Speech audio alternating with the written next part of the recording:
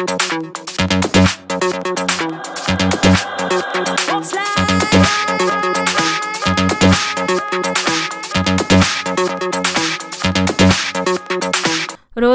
జీవితంలో మరికొన్ని చిట్కాలను తెలుసుకుందాం. పనసకాయను కోసే ముందు కత్తికి చేతులకు నూనె రాసుకోవాలి.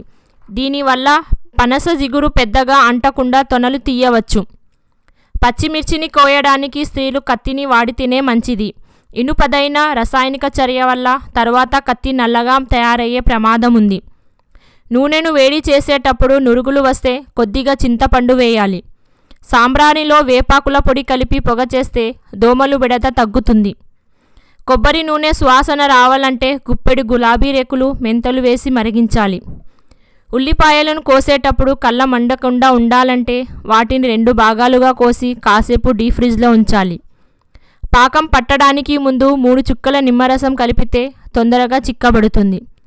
పచ్చిమిర్చిని వేయించడానికి ముందు అక్కడక్కడ కాయలను ఘాట్లు పెట్టాలి.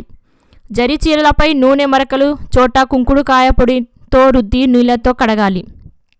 దోశలు కనుక గోల్డ్ కలర్ రావాలంటే దోశ పిండిని రుబ్బేటప్పుడు 1 టీ స్పూన్ చక్కెర వేస్తే సరి. కొత్తిమీర లేదా పుదీనా చట్నీ చేసిన తర్వాత అందులో కొద్దిగా నిమ్మకాయను కనుక పిండి ఫ్రిడ్జ్లో పెడితే చట్నీ రంగు మారకుండా ఉంటుంది. వంటగదిని శుభ్రం చేసేందుకు ఉపయోగించే నీటిలో కొద్దిగా వంట సోడా వేస్తే సులువుగా మురికి తొలగిపోతుంది. మిక్సీలో మసాలా వాసన పోవాలంటే కొద్దిగా బ్రెడ్ ముక్కలు వేసి తిప్పాలి. నాన్ స్టిక్ ప్యాన్లను శుభ్రపరిచేందుకు అందులో కొద్దిగా వేడి నీరు పోసి కొద్దిసేపు అలాగే వదిలేయండి. తర్వాత సోప్తో శుభ్రపరచండి. రోజువారీ జీవితంలో మరికొన్ని చిట్కాలను తెలుసుకోవడానికి సబ్స్క్రైబ్ చేయండి.